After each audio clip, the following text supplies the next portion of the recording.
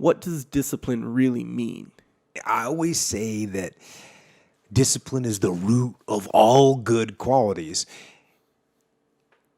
But you have to absolutely apply it to things outside of just waking up early. It's everything. It's working out every day, making yourself stronger and faster and more flexible and healthier. Discipline is eating the right foods to fuel your system.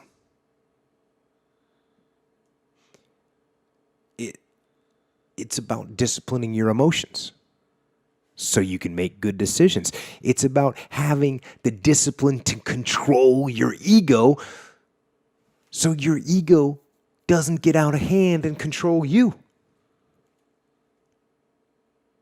It's about treating people the way you would want to be treated. And doing the tasks that you don't necessarily want to do, but that you know will help you or help your team. It's about facing your fears. It takes discipline to face your fears so you can conquer them.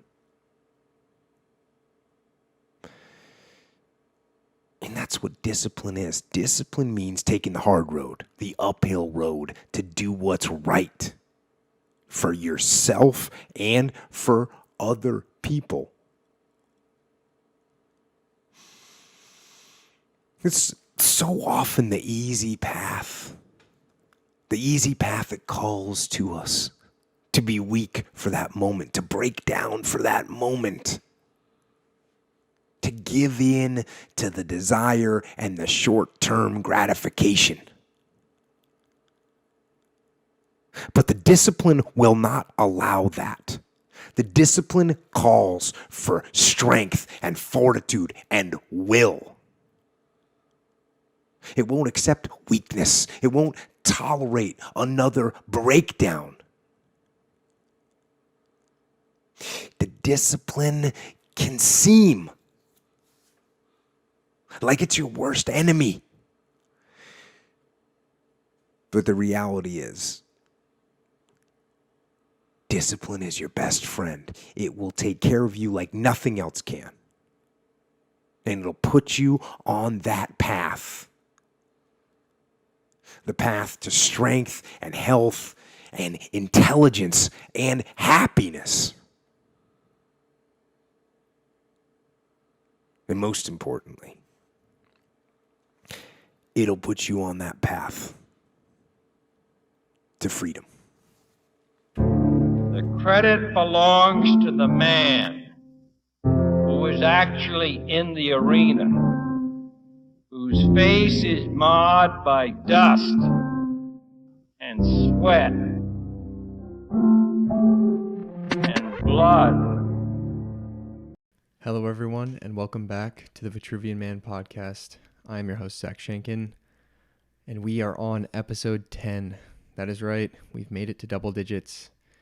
It's crazy to think that I've been doing this for 10 weeks straight now.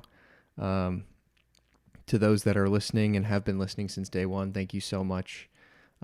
It's very surreal, I guess, and it's just wild how fast it's gone.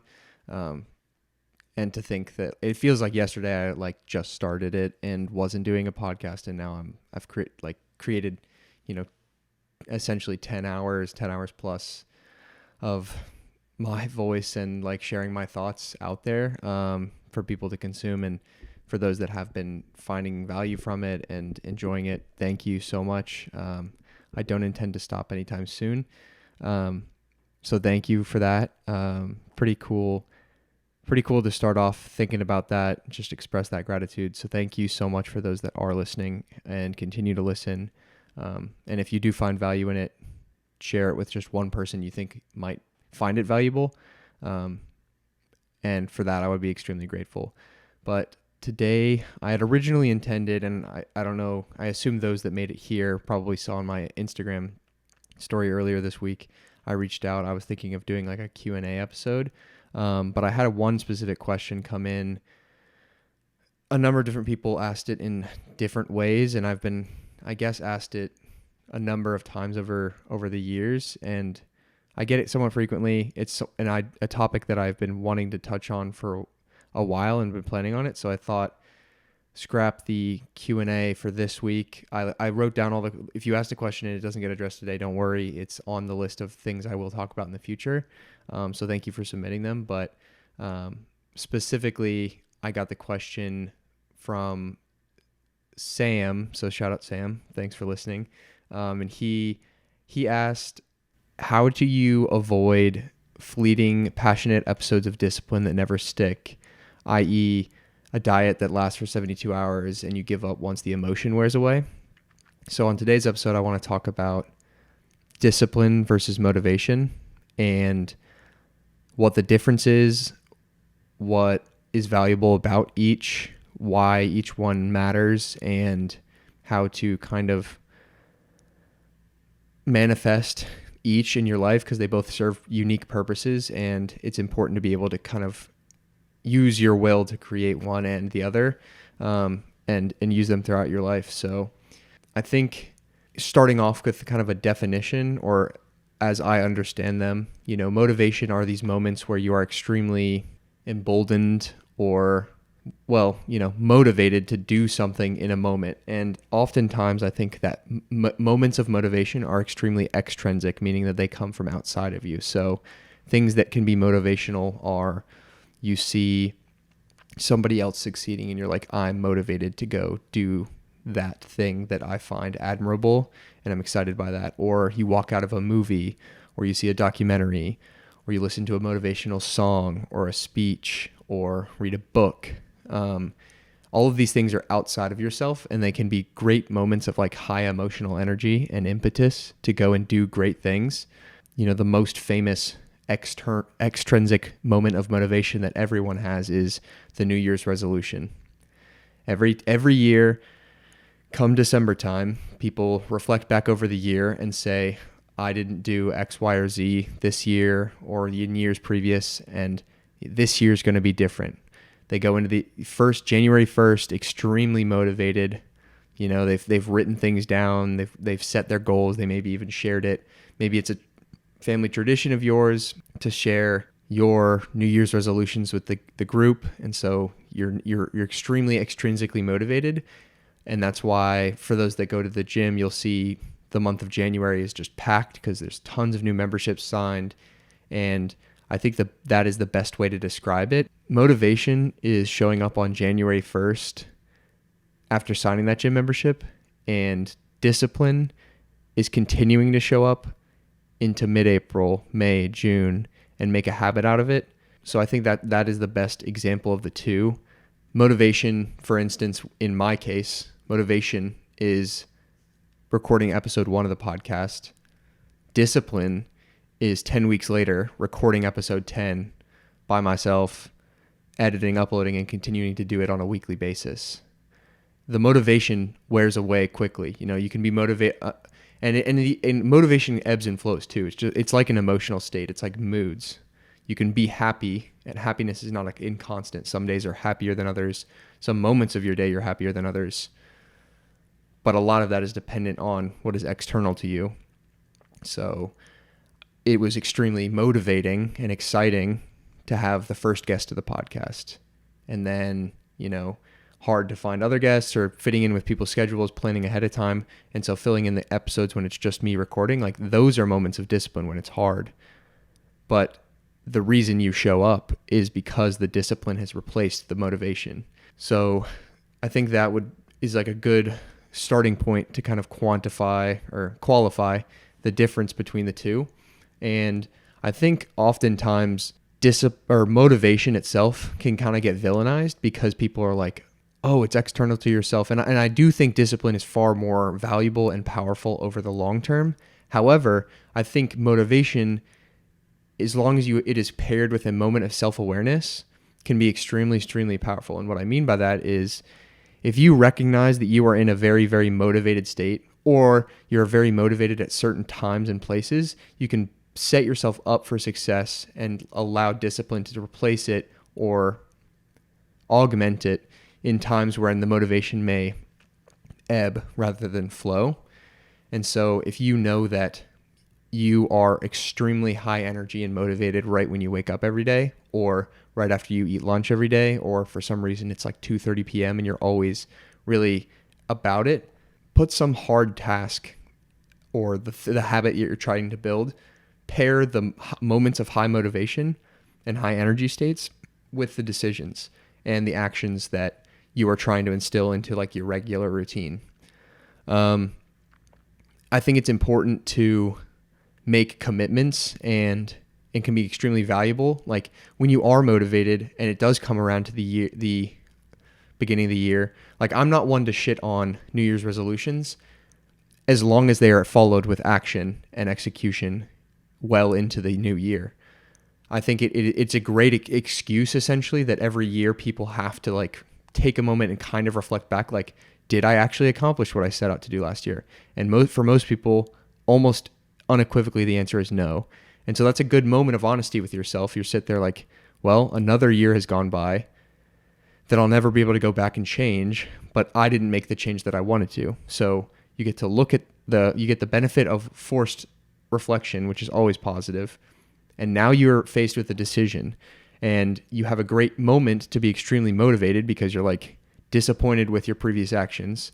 And so that is motivating. Other people are setting new goals for themselves. So that is motivating. And so make the commitment to yourself, set whatever standard for yourself in those moments of high energy, and then continue to execute when the energy and the motivation, the extrinsic, has failed. And so there's ways to curate these moments of motivation more often, and that can be seeking things like inspiration, and that can be surrounding yourself with people that are doing something or on their grind or live an inspiring life. Surrounding yourself with those people, that is a good extrinsic motivator that can feed into you and help you build that internal discipline.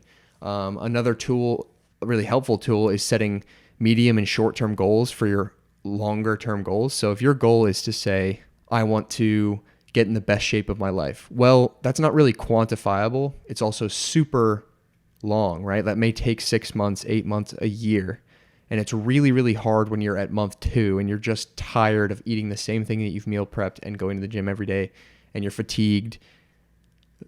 That's when discipline is going to have to kick in. So to create little boosts and moments, jumps or spikes in your motivation to like kind of keep things fresh, short-term goal setting is extremely helpful for that. So if you want to use the weight loss example, instead of saying I want to lose 60 pounds, which is daunting, you say, in 3 weeks, I want to be down 3 pounds.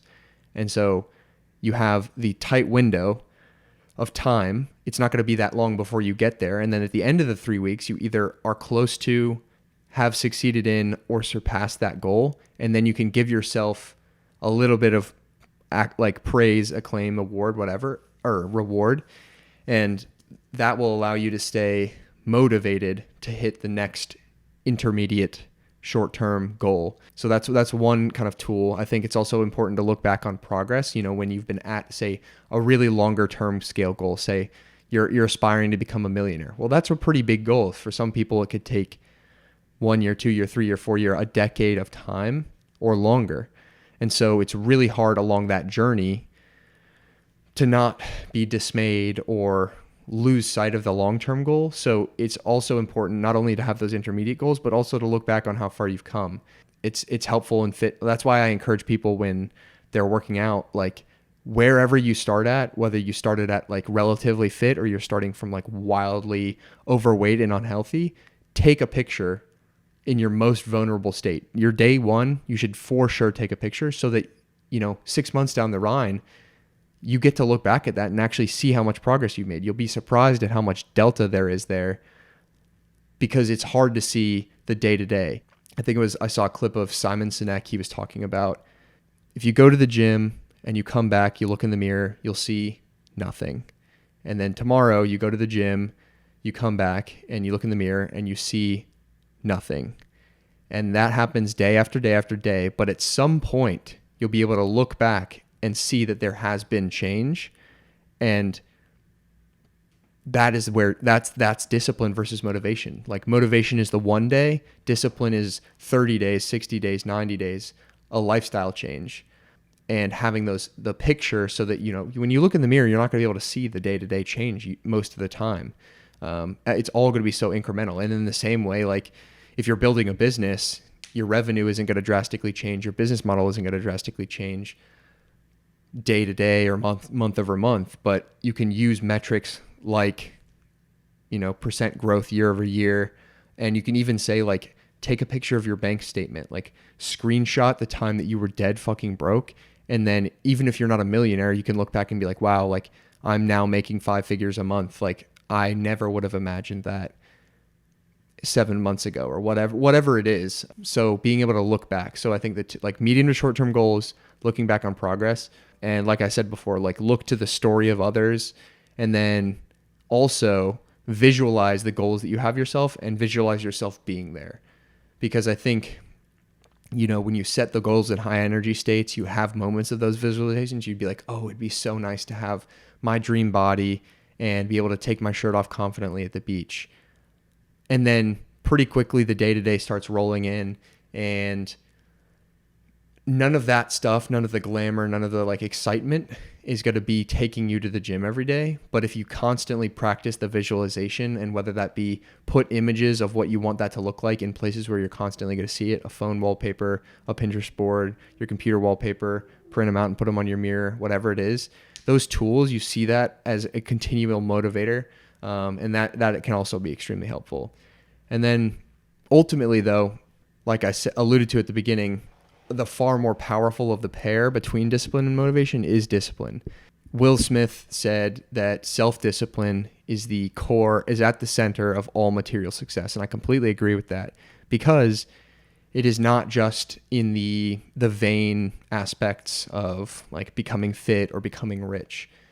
The ability to defer gratification in the short term and make decisions that will benefit you in the long term, but you don't get return on them immediately or even intermediately, versus like for time distances, will yield positively in the long run. It's like, just think about compound interest. Hopefully everyone knows about like how compound interest works. So if you put away $100 a month starting at 20, you're going to have $1 million in the bank by 50. But if you delay that discipline of saving by a decade, you're only going to have like 60 or 70,000 in the bank by the same age. And so the discipline to hold yourself to that early on is what makes the difference, right? It's not like moments of motivation. It's not glamorous. It's not, none of the stuff that gets you the result you want is going to be flashy and fun. And there are going to be moments of that, but the discipline, the day to day, the year of a year, just the grind is what's going to get there. There's that quote that says like, the man who loves to walk will walk far further than the man who loves the destination. And it's true, because like in life, there is no destination, because once you get there, the goalpost has moved. And I do think that's healthy, right? Like I don't think that we have to look at that as a toxic, like you'll never be satisfied thing, because I think that is what's amazing about life. It is this continual pursuit of the ideal of better, and better continually moves along ahead of you as you become better. And I think that's extremely exciting and motivating. And so when you love the process and fall in love with succeeding in the process, that's where I think it can become, that's where we look at discipline being powerful. That's why I've referenced it on this podcast now a number of times, but the definition Earl Nightingale adopted for success is the progressive realization of a worthy goal. And so you are actually actively successful in the pursuit and progressive realization of whatever that goalpost is.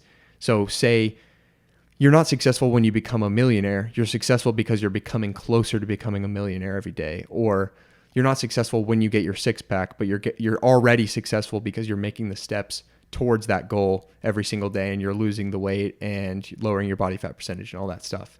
And I think it's important with discipline as well, to have a good mental frame as far as expectations.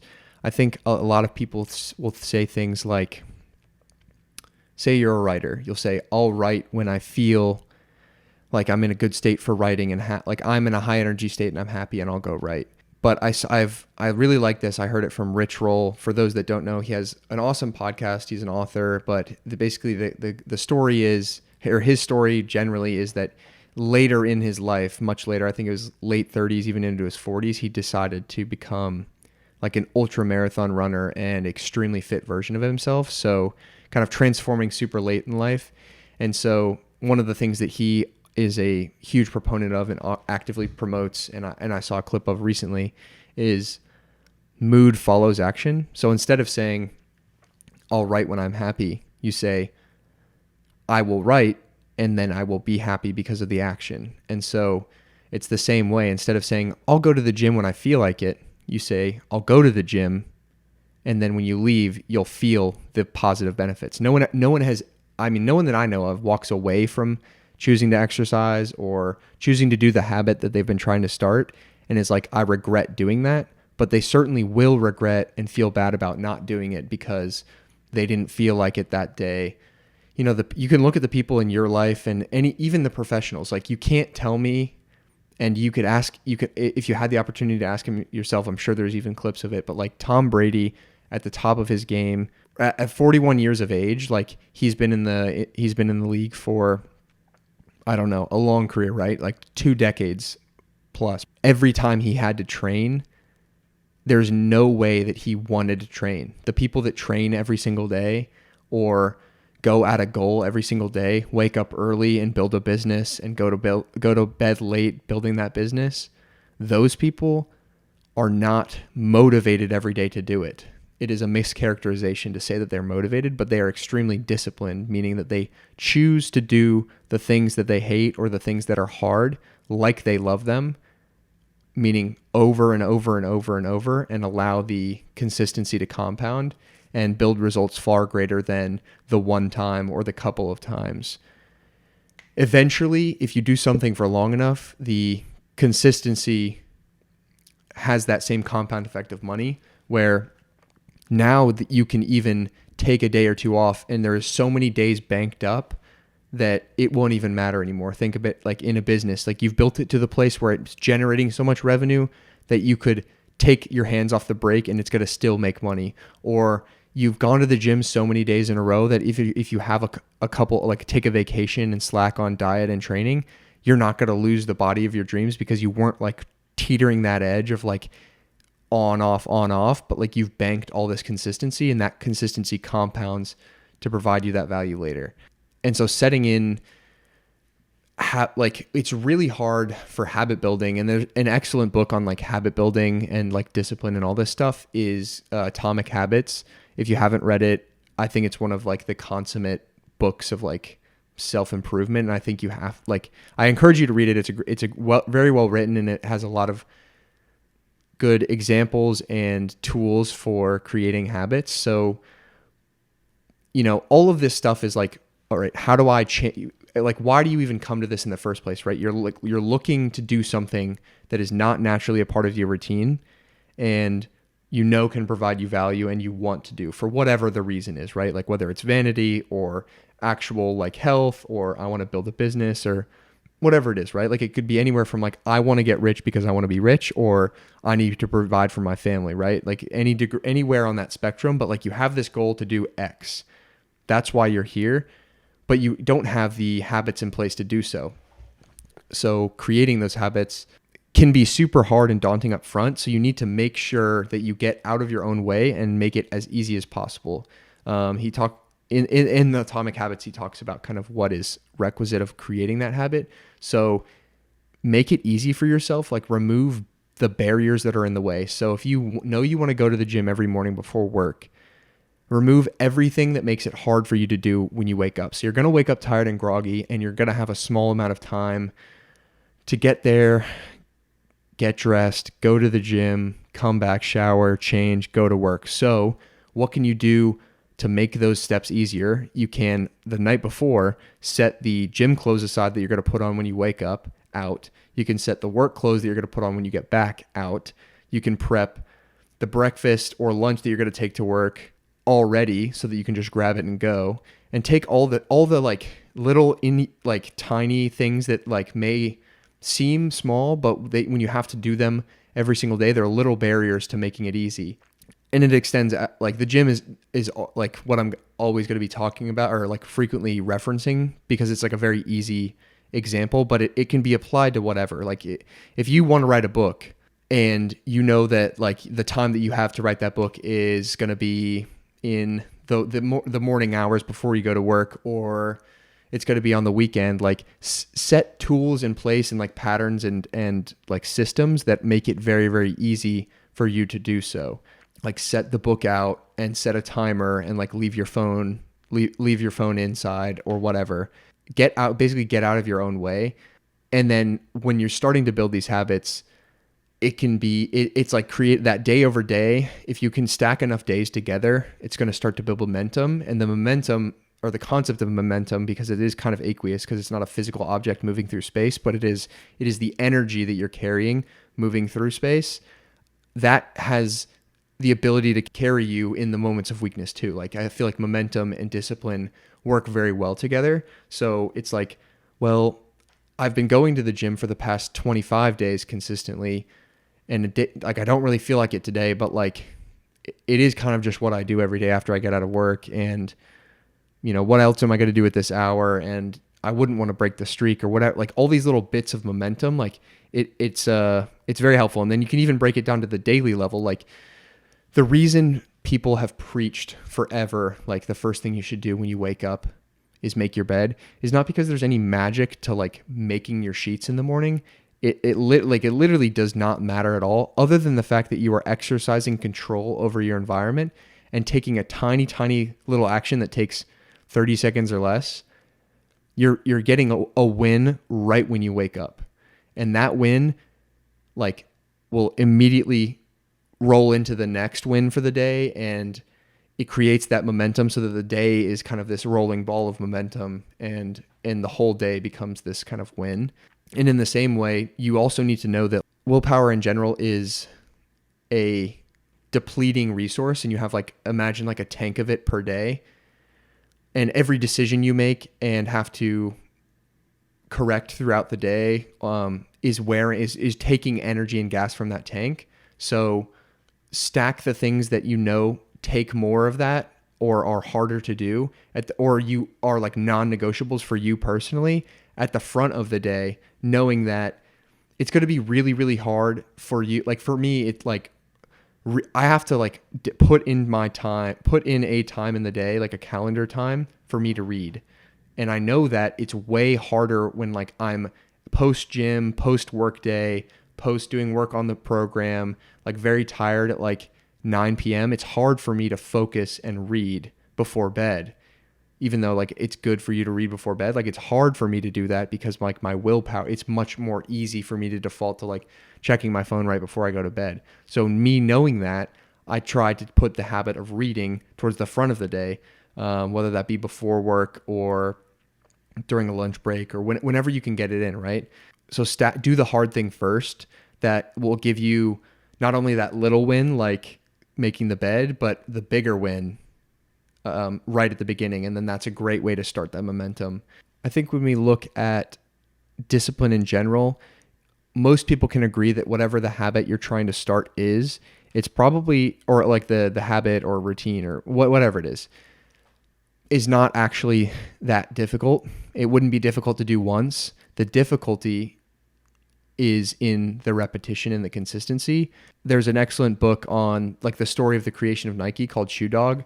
I'm looking up over there because it's like on my stack of books, but it's an excellent book. I recommend you read it if you're interested in entrepreneurship or just the story of Nike. It's like a fascinating story, absolutely crazy that it ended up being a successful company. And a quote from Phil Knight, the founder of Nike, is "The cowards never started and the weak died along the way." And I think that's like kind of an intense quote, but he's talking about his observations of people through the process of building Nike. Like the people that were too afraid to take the loan out or spend every penny in their checking account to make an investment and build the business, they never started. And that is a tremendous amount of people. So the cowards, they didn't even begin. But along his journey of building the company, the weak died along the way. The people who were not resilient to the bank freezing accounts or suppliers abroad just stop contacting him or other companies coming in to steal his designs. Like if you're not resilient to the challenges that are going to come up, and you can use his example, but take it to your day to day. Like if you're going to try to change your life and get in the best shape of your life, you can't expect it to be easy. It takes a moment of bravery to go at the beginning, right? Because you're going to start out from a place of you're not in the best shape in the world. You probably don't know as much of what you're doing. And so there's like the fear of judgment, like imposter syndrome, all that stuff. And you could take it to business, whatever, but we'll continue to use going to the gym as the example. So at the beginning, it takes that courage, and then it takes strength and consistency and discipline, like we're talking about, to be able to keep showing up. You have to keep showing up when it's hard. And like that's the difference. That is literally the only difference between people who are successful and people who are not. I heard this from Alex Hormozy, but he said that they did this like broad study on common traits of the wildly successful. And there were 3 like traits across like all the like attributes that were common among them. And those 3 were an inflated sense of self. So like the belief that you are meant for something special, a sense of not being good enough or not doing enough. So you're constantly concerned with like, am I doing enough? Like, am I putting in enough work? Am I consistently showing up enough? So that's kind of an interesting combination. You believe you're meant for something, but you don't believe that you're living up to that high standard you set for yourself. And then the third, which is related to what we're talking about, the ability to delay gratification, AKA discipline. Are you willing to over and over again do the unglamorous thing for end over end, day over day, year over year, however long it takes to get to the goal, the worthy realization of the ideal you set for yourself? I like I mentioned at the beginning, the quote from Will Smith, like self-discipline is at the core of all material success. Like everything that is controllable in the material world, you can have it if you are disciplined. Everyone is capable of getting wealthy if you are willing to do something unglamorous consistently, because people will pay for it. Like think about the most simple thing, like some shit that no one wants to do, like plumbing. If you just show up and start a plumbing service, like take the time to learn plumbing, that's not pretty, that's not fun.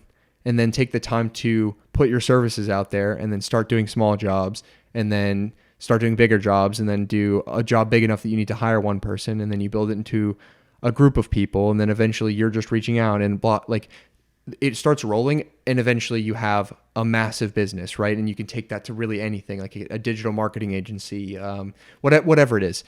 In the same way, if you want to be fit, the solution is just to do the same thing over and over again over a long enough time. You will get in shape. Like if you want to lose weight, it is literally just a math equation. To lose a pound of fat is roughly equivalent to 3,500 calories. So that means you just need to be in a caloric deficit of 3,500 calories across an entire week to lose a pound of fat a week. So just divide that across 7, not good at math, call it 500. Yeah, 500 calories a day. And now you're going to lose a pound of fat roughly a week. This is obviously like case dependent because of like exercise, muscle mass, metabolism, but you get the point, right? Like it's just reverse engineer, like set the goal. I want to be a millionaire by 25. Okay, how much money do I need to make every single year between now and 25 to get to $1 million? Okay, break it down. I'm 23, 24, 25, so I have 2 years. So I need to make $500K between 2 years. Okay, that's $250,000 in 6 months. Wow, I'm really going to be showing off my mental math here, but $250,000 in 6 months, and you break that down by per month and then per day, and it's just like that is how you get to the goal. Just set your time frame, break it back down, and do the steps day in and day out, and just consistently show up over and over and over again. And that's how you win. Like that is the kind of the story of discipline. Jocko Willink, like his entire brand is built around the statement, discipline equals freedom. That freedom is the material success. That freedom is the ability to be free from the burdens that you have because you don't have the things that you want. And I clipped in, that was part of the intro. He was talking about discipline, and his entire brand is built off that concept. He wrote a book called Discipline Equals Freedom. I encourage you to read it. He's a huge proponent and preacher of the like wake up early. And that's like another example of like start the day with a win, set an alarm and get up. Get up when the alarm goes off. You've already won. Like don't hit snooze. And that's the first win of the day. And then you start stacking them and build that momentum. So to go back to Sam's original question, which is like, how do you avoid fleeting, passionate episodes of discipline that never stick? I think in that question, the question is flawed because you interchange motivation and discipline. The answer is you don't avoid moments of motivation. You recognize cognizantly moments of motivation. And then when those moments wear away, which they naturally will, no one is eternally motivated, you allow discipline to take its place. You show up and do something you don't like you love it, over and over and over again, and you get what you want. And of course, that is easier said than done, but it does not mean it cannot be done. And like we talked about earlier, it's about setting those little pieces and bits to make it easier to achieve the things that you want in the interim.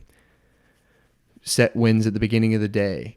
Use a habit tracker to like build that momentum and check boxes every single day or during the day to show that you're doing the goals that you had set out and all of those things. And then when you really are getting like drained down, especially on the mental side, like maybe you have all the habits and systems in place to be disciplined, but you just really aren't feeling it. You wake up dog tired, sore, it's late at night and you're having a hard time keeping your eyes closed, but you know you need to keep grinding on the business you're building. Those are the moments you can look outside of yourself, talk to someone else who's on their grind, like reach out to the circle that you have around you. Hopefully you do have that circle, or build it as you're working. Like you need to have people around you that are supportive. Reach out to them. You can look online. There's like the stories of tons of people that have done far more than you with far less. Every time, like every once in a while, I'll be at the gym and I'll see somebody like wheel in there with like a wheelchair, or come in on crutches and like be doing pull-ups with like a freaking wheelchair strapped to them. And I'm like, when I see something like that, I'm like, what excuse do I have? I literally get to walk to the gym on my own power and will every single day. I have no excuse not to use my ability to do so to get there. And there is somebody who is literally wheeling out of their apartment to the elevator, down the elevator, out of it, wheeling down the street, going through a crosswalk in a fucking wheelchair. And like, I get the ability to walk there. Like, what is my excuse? There is none. So get out there and go do it. So like those are moments and like little things that you can find like extremely, extremely motivating. And one thing that is like really, really big, and I'm glad I remembered to touch on it before closing out, is finding your why. It's really, really important to have a bigger purpose, like longitudinally and like emotionally, than just, I want the goal. I want to get to $1 million so that I can look at my bank account and see $1 million. I want to get like to the best shape of my life so I can see myself in the mirror and have six-pack abs. Like you need to aspire to goals for a big why. And the big why of why you want to get wealthy could be, I want to have a family one day and I want to be able to provide the life that they want and deserve. And I never want my kids to have to wonder if they're going to get food, or I want them to be able to ask for anything and money to never be the reason I say no. Like those are the bigger whys. Or why do I want to be the fittest version of myself? So that I can still bend down and pick up my grandkids and teach my grandson with my hands how to use power tools for the first time, or throw a lacrosse ball, or whatever it is. Like I want to be healthy because I want to be there and be physically able when I'm old, right? It like takes away, like, yes, when you're young, it's cool to like, it's really important to like have a good self-body image and look in the mirror and like be fit and all that stuff. And those are really good reasons, but the discipline to do it day in and day out and have no question that you're going to wake up and do it again for the rest of your entire life, that needs a bigger why. And the bigger why, I think you can get there for a number of reasons. And I encourage you to do the exercise. It's honestly a really powerful, I can't remember where I heard it originally, so I apologize, but there was something where like you can talk to someone and you can find out the real reason that they're doing anything. They're only 7 questions away, and you just ask why, the question why, 7 times or less, and you'll get there. So if you're talking to, and I think I might have talked about this on the podcast already, but sit down with yourself and ask the question. So write out what the goal is. And like start as like surface level as you want. I want a 6-pack. Why do you want a 6-pack? Because I don't have one. Why don't you have one? Because I don't eat very well and I haven't gone to the gym consistently. Why haven't you done that? Well, because I haven't made myself go. Why haven't you made yourself go? Well, my life is really busy and work is hard and stressful. And so it's like a lot easier to just eat fast food and sit down and watch TV when I'm tired after work and then just do it all over again. Why is that the case? Why do you want that 6-pack in the first place? Because I've never looked in the mirror and been proud of what I saw. And I know that I'm capable of more, and I want to be the best version of myself. And I know that that best version of me is capable of the 6-pack, right? You can take it to whatever your goal is, and eventually you're going to get to the real reason why. I think a lot of people are striving towards, this comes from, I think, Freud, but I think a lot of people are striving towards what they were deprived of. And so a lot of people that become wildly wealthy came from places where they didn't have wealth because that was something that they were deprived of, and it was a pain point.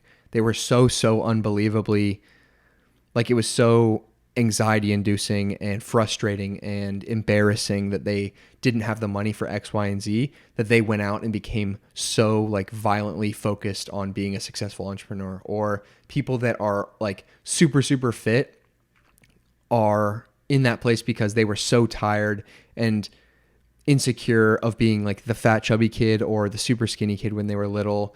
And so they're doing everything in their power to change that. And so yeah, I think those are all my very sporadic. Hopefully I'm able to edit together something that makes a reasonable amount of sense, and answer. And hopefully, Sam, your question was answered. And to those that asked similar questions, hopefully I did a good job of creating a qualification between discipline and motivation, why they're both important. I don't think you should villainize one or the other.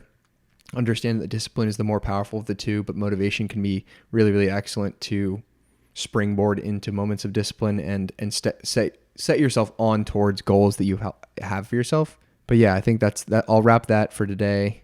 Thank you so much for those that have been here for 10 episodes already. Many more to come. I intend to continue doing this. I'm really enjoying the process of it all, even though it is difficult and tedious to edit and all this stuff, and it's very hard as a one-man army right now. But I'm extremely motivated. Thank you, by you guys reaching out and continuing to support in any way that you do, whether that just be liking something that I put on Instagram or swiping up on stories and DMing me, all that stuff. All the feedback is awesome. Thank you so much for supporting me along this journey thus far. Cheers to 10 episodes and many more after. If you enjoy what I'm working on here, you can follow at Vitruvian Gentleman on Instagram, or myself at ZDSCHENKEN on Instagram. And I will see you guys next week for sure, because I will remain disciplined and motivated to make that next episode.